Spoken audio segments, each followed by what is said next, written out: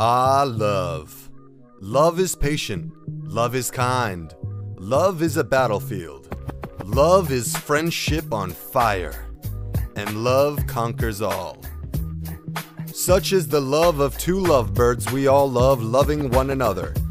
And for Christopher and Jaclyn's wedding day, we shall all witness and share the finest of human emotions. Love.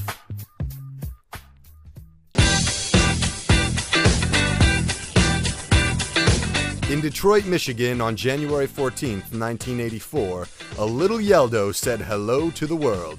She was expected to be a boy, but said no ma'am with her trademark sass. Her mother and father were going to call her Jimbo Bartholomew, but that wouldn't work for this big-eyed beautiful girl, so Jaclyn Susanna Yeldo it was. Jaclyn was a wonderful child, charming everyone she ever met, except possibly her sister, who got jealous of this new girl stepping on her turf.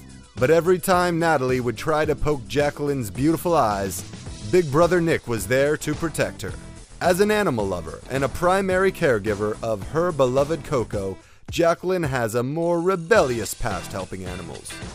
With her cousin Lindsay at the impressionable age of 6 years old, they went around freeing trapped animals from their neighbor's house, Mr. Santia.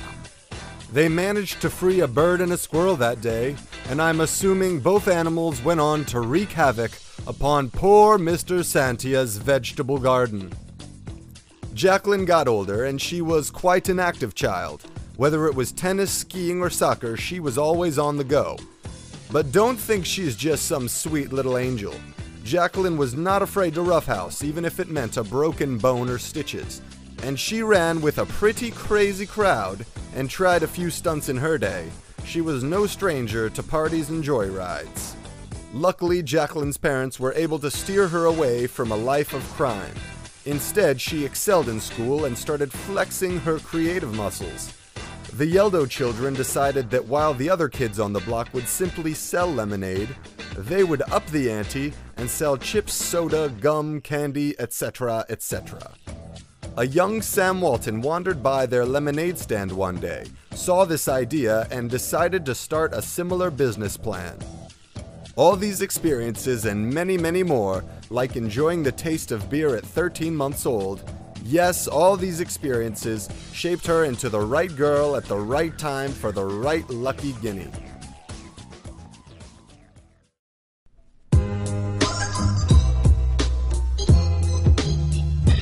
Christopher Robert Piscatelli came into being on November 24th, 1981, the day before Thanksgiving.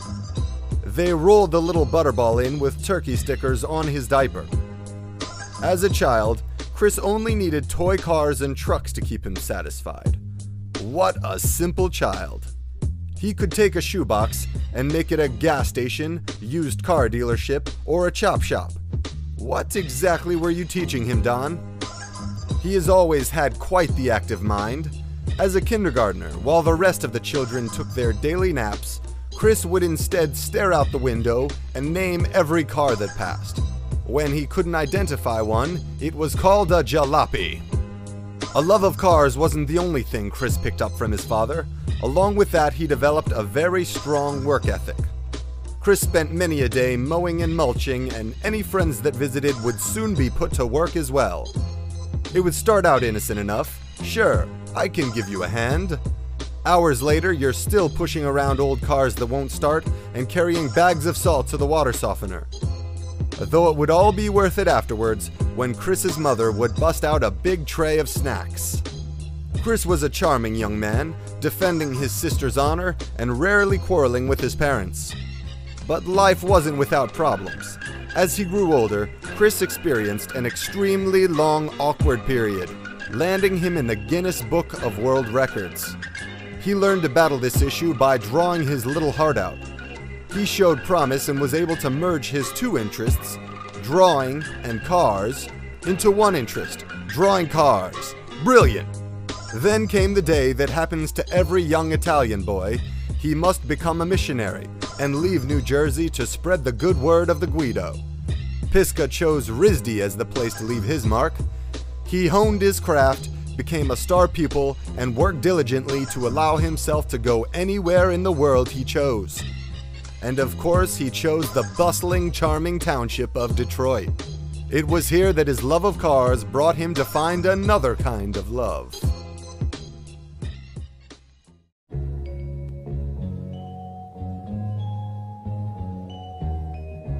Jaclyn first saw Chris at an Arts, Beats, and Eats festival in 2005. Jaclyn thought, wow. Chris was not used to getting this type of reaction from women, and went home none the wiser. Chris then noticed Jaclyn at a barbecue a month afterwards. And there, my good friends, sparks did fly. He kept hounding her and then finally went out with her for her 23rd birthday, and they've been together ever since. Chris was excited to find someone as smart and nerdy as he is, and Jaclyn couldn't believe she found someone that would go antique shopping with her. Chris quickly was enamored with her creativity and her huge heart, and Jaclyn was quite impressed with his hard work ethic and his loyal personality. But one thing in particular stood out for Jaclyn: Chris's voice. It's something not many know about Chris, but he will break out into song, and it's that voice that sealed the deal for Jaclyn. I imagine it went a little something like this. Believe me, I know it. You lost that love and feeling. Whoa, that love and feeling. You lost that love and feeling. Now it's gone, gone, gone. Whoa, whoa, whoa. Baby, baby, I get down on my knees for you. If you would only love me like you used to do, yeah. We had a love your body today. So don't let that love away.